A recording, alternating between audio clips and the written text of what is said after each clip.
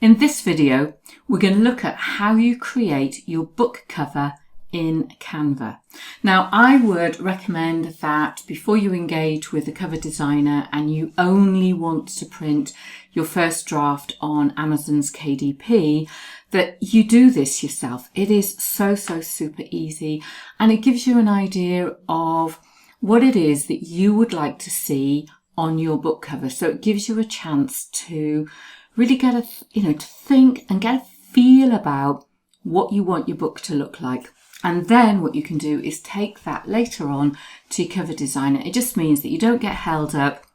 You can get a cover done for the first couple of proofs that you'll get as part of the editing process, and you can move on pretty quickly.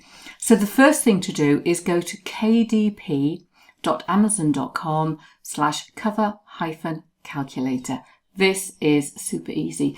Now, you do need to have formatted the interior of your book. So for a typical non-fiction book, the interior trim is going to be 6x9. You need to think about your margins and make sure that they're right in terms of the page count and all of those kind of things. One of the best ways to know if you've got that right is to get your proof book.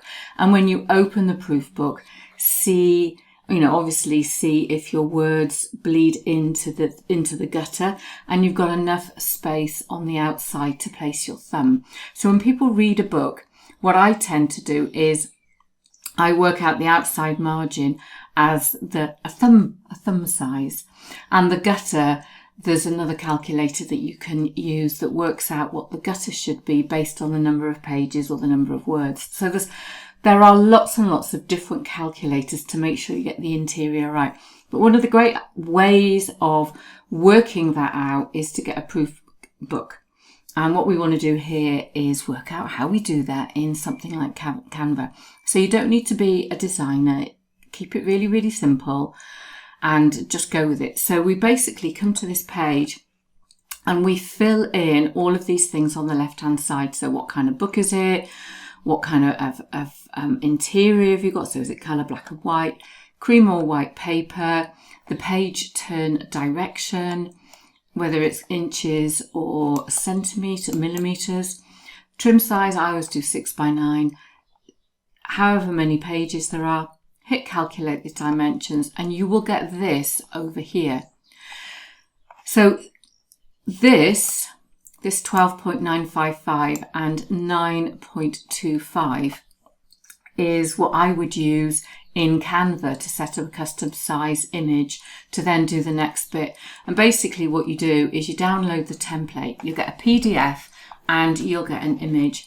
And what you can see is there's lots of different bits of information that's going to support you in terms of getting the book right. And each of these numbers relates to one of these numbers over here. So it's really, really super simple and very, it's very clever and very helpful. So if we come over into Canva, what you basically do is you create a new image. You create the image of this size, and then you upload the image, that is this, and then you can start to create your book. So the first thing I do is I go to this section here, which is called elements, and I just get a rectangle, and I put the rectangle inside where these kind of salmon-y coloured bleed lines are. Make the spine a different colour so I can see what's going on. And then I basically write in my text and things that I can do. So I can choose different fonts. You can buy fonts online, Creative Market, do some really, really lovely fonts. So, you can choose all kinds of different fonts to suit your style and your book. And what you can do is when you've put the words in, you can use the Shift key to get everything to come together. And I've played around with this, but you can do things like, you can align things to the top. Have a play. Yeah, some of it will make a complete and utter mess, but you can hit the undo button and undo the mess that you've made. But I could just ask that to tidy up. and then just take a look just to make sure that that looks okay. Now to me, that doesn't look okay. I need to move that down just a little bit. So again, I would look at it visually, make sure everything is aligned, and I would just play with that lining up just to make sure that looks okay. Now on the back of your book, you've obviously got a barcode.